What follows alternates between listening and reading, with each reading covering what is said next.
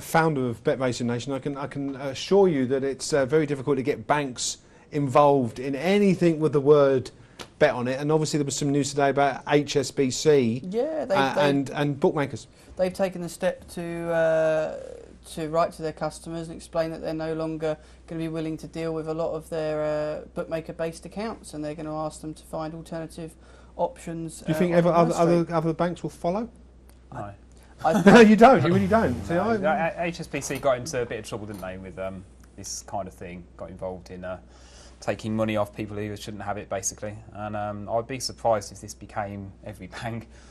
But there has been issues in the past, though, with regards to... You've worked at a bank? Yeah, still do, but I'm not going to name names. But what I would say is there is a massive issue at the moment with certain checks around things like laundering of money, which we've all read in the press about big issues that banks had huge fines for. And I guess HSBC are thinking they're going to cut their cloth accordingly, and these bookmakers, obviously their business doesn't provide enough of an income for HSBC to want to take that risk, which is a shame because, it seems Is it very bookmakers' unfair. money they don't want, or is it cash inherently? Is it people walking in? Because the wife runs a cash business. If you walk in with £800, she's been taken into a side room to ask where she got it. And, you try spending it. You try paying for your car to be fixed with cash. No one wants to take it. It's very difficult because the process is there, and they've got to uphold their due diligence laws, and they're obviously feeling that it's a risk that they don't want to take, and the advantage from having those accounts isn't preferable. Okay. I hope they find alternatives. Okay, when I sort of sent the emails yesterday, I said, well, what do you guys want to talk about? The two obvious ones were the fixed list and the 32 red bit, which we talked about. You came up with the newspaper tipping adverts claiming great results to advise prices. What do you mean by that? It's something that I've always just sort of felt strongly about, that newspaper, commercial, telephone tipsters, some of them are no doubt very honest, very straightforward. Some of them perhaps are not so. Some of them perhaps say that if you'd backed this horse when I said with this small bookmaker, when it was available sort of, and then there was a non-runner, but we'll forget about that, then you would have made a great profit. And it's just not reality. And so basically they're selling, these guys are selling the premium service in a national newspaper, and they're being allowed to advertise their services. And you're saying that, in your opinion, it's not giving a true perception of exactly what's going on. No, it doesn't seem to be very well regulated or very robust. So if I say I advised a horse at 5-1, then that might be true. But if there's a rule 4, then it isn't 5-1. It's 7-2, whatever it is.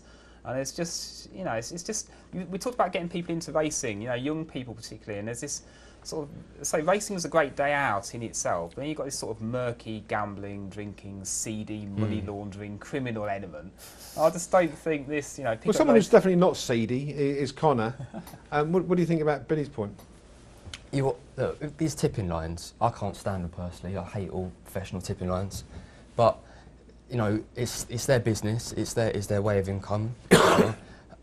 You're always going to find that they're going to tweak certain results to make it look good in the paper and to get customers in.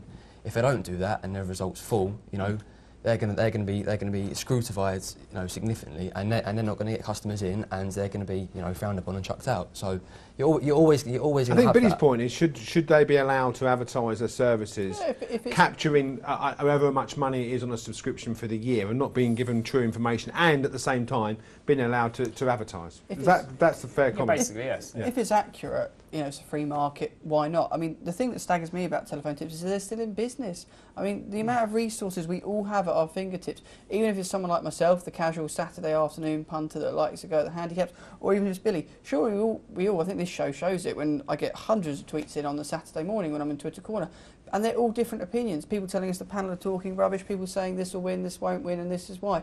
Surely, I don't think racing captures the passion of opinion. No, and like in football, you have your team. People have their horses in racing, and it's not captured. People have their stats and their own. I will always back Venetia. I'll always back losers at the moment. But people have their own methods and madness, and why pay someone £1.50 a minute to lose your money when you can do it yourself? But Billy's point is, the people that are paying for that tip are a new person into racing and get bad experience, and switch away. Everyone gets stung once. I've done it. I paid 4 weeks pocket money for some whirlwind speed racings back when Clan Time was running, and got 10 losers and learned from it.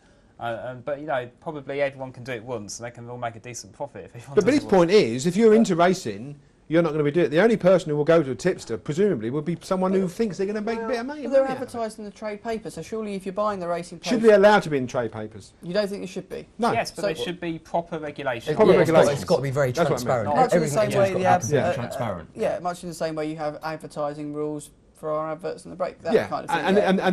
and that's the point. I think regulation, not to stop, but no one to would disagree with prove that regulation. what they're saying is true. Independently proved. Now, some of the publications do claim to prove everything, but it's a bit murky how they do that.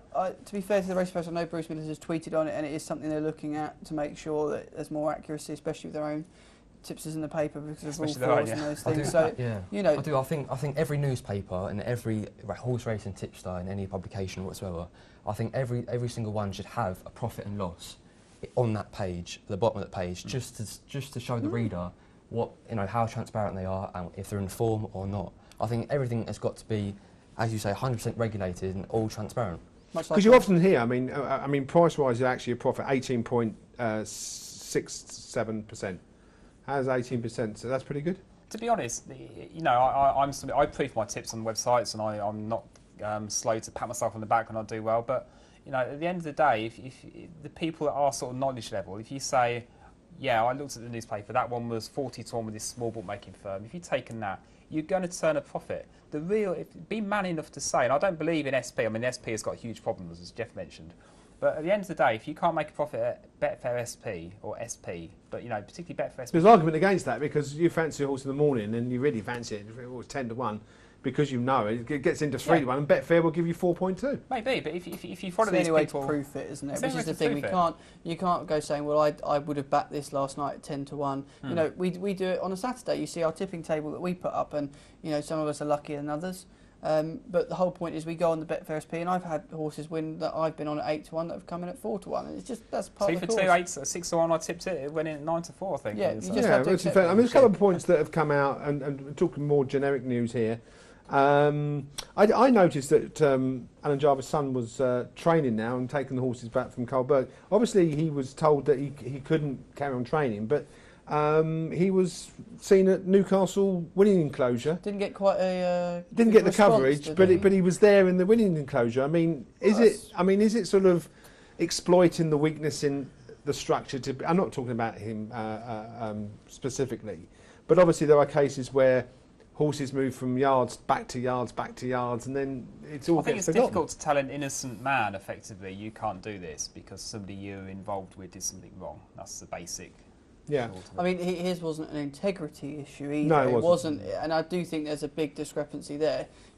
Had someone been warned off for an issue around cheating, that kind of thing, you wouldn't want them near a racecourse.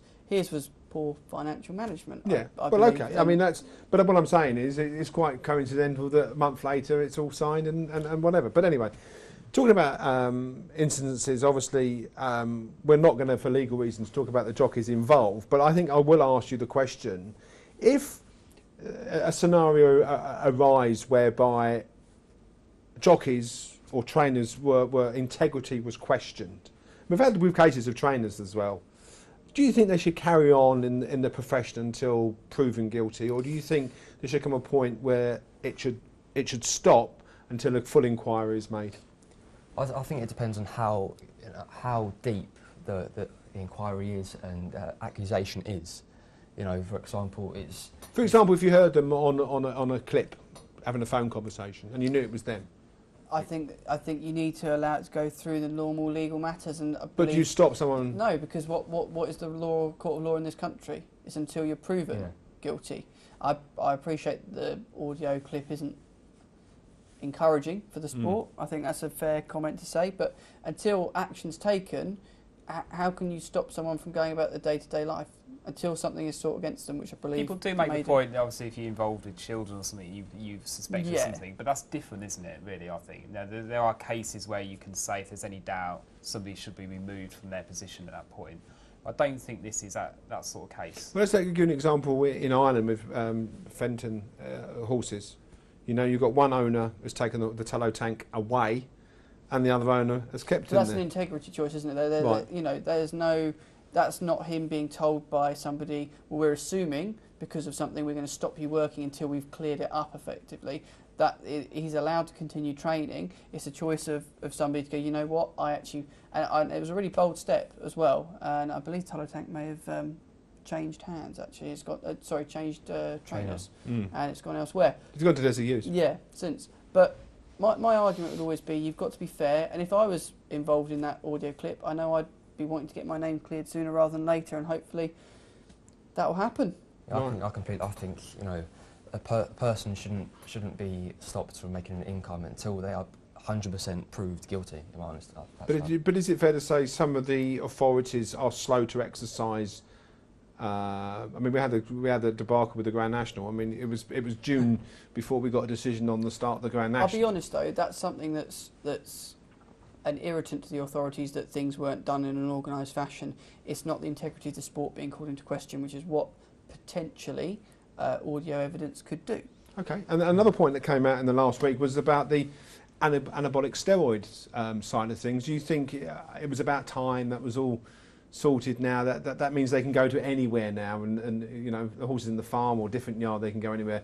Do you think we're going to implement that? Do you think we're going to do more testing of horses? And it should be done, shouldn't I would hope so. I don't know what the resources are like there, though. This is the thing. We can introduce laws to say, right, we can now visit your property with no notice whatsoever and test your horse, even if it's off. But it would be done on someone phoning up, like a Crime Stoppers or someone like that, wouldn't it? Because you're not going to go round to every yard. You're going to have someone inside tell about no, surely it would have to be a random process as well. Surely they'll have that element. Much I like would they have do thought, for athletes I testing. think there's always got to be testing on horses that are coming from abroad, because other countries aren't vigorous on this steroid, testing as well. I think it's important that at these big festivals, these horses are tested, long in advance of the race, just to ensure that it's a And would you agree with the 14 month for the horse and a permanent ban for the trainer? No way back for the trainer, but 14 months now, moving up from 6 months for the horse. If they all sign up to it, no one can say they weren't aware of it. This is my biggest argument with any changes we have to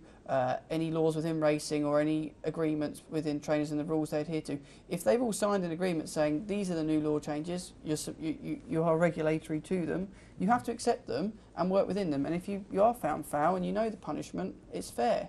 That's the argument. If you're proven beyond reasonable doubt that you deliberately done something you knew was wrong, yes. Yeah. I suspect all these kind of drugs issues are never quite going to be black and white. It's very difficult. Look at the issue the BHA are dealing with regard to Brendan Powell. Today that was announced that there's some concerns around potentially, I believe it was Graham Bradley that may have been training the horse. Now I know he'd been working there as part of his ability. He was trying to achieve his own licence. Now there could be all sorts of reasons for that. Brendan Powell could have felt really ill, been in bed all day, for example, and then someone's turned up to the yard and it just looks like it's a perception thing. These are all accusations, aren't they? Absolutely. Until the person's 100%. And it's a very difficult thing to prove. And I think, hopefully, with a bit of luck, all these issues will be resolved in the very near future, because that's the best thing for racing. We don't want to be talking about them. We want to be talking about the horses. We want to be talking about how we can improve racing as a product. Absolutely. It's all about the Stewards Cup. Yeah, absolutely.